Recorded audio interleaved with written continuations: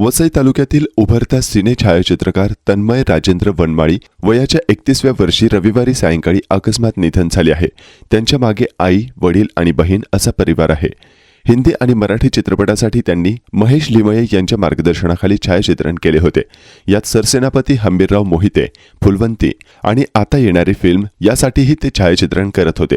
त्यांच्या आकस्मिक निधनाने सिने क्षेत्रात नव्याने येत असलेल्या एक होरहुन्नरी व्यक्तिमत्व निघून गेलेलं आहे, अशी प्रतिक्रिया महेश लिमये यांनी मीडियाशी बोलताना दिली.